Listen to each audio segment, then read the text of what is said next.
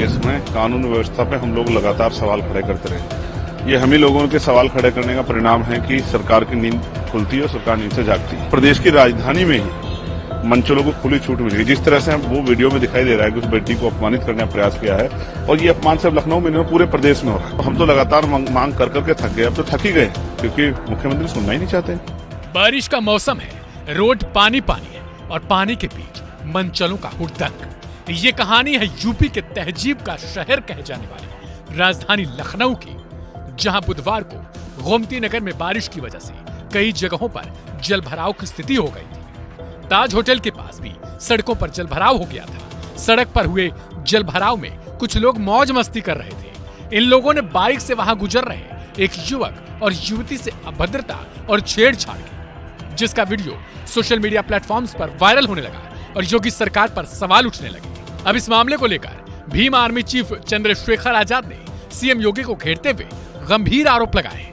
सुनिए। देश में कानून व्यवस्था पे हम लोग लगातार सवाल खड़े करते रहे।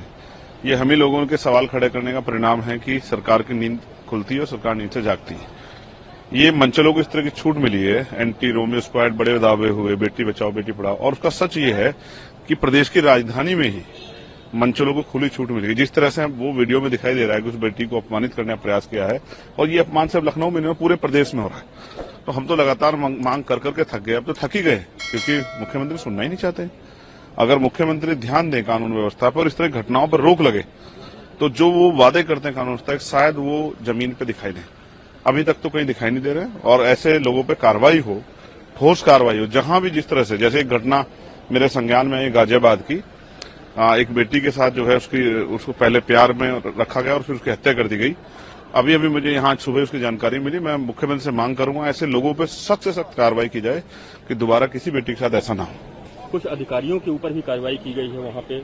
ये जो जनता में आक्रोश हुआ उसके बाद जो है सरकार को कार्रवाई करनी पड़ी। मैं तो कह रहा हूँ निचले स्तर के जो कर्मचारी उस पर कार्रवाई करने के बजाय जो जिले लेवल पे कर्मचारी बैठे हैं, अधिकारी बैठे, उन पे कार्रवाई की जाएगी।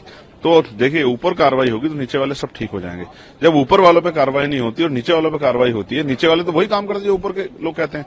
तो डिस्ट्रिक्ट लेवल के अधिकारियों पे कार्रवाई हो तब जाके ये खाना पूर्ति कर निचले अधिकारियों पर कार्रवाई ना की जाए, ऊपर के अधिकारियों पर कार्रवाई, क्योंकि उन्हीं की देखरेख में जिला चलता है। और प्रदेश की राजधानी का मामला क्या छवि बनेगी देश में अगर उत्तर प्रदेश की राजधानी में महिलाएं सुरक्षित नहीं। और हम भी उत्तर प्रदेश से आते हैं, नगीना लोकसभा से हम लोग आते हैं, सहारनपुर के रहने वाले, तो हमें उत्तर प्रदेश की बहुत चिंता है।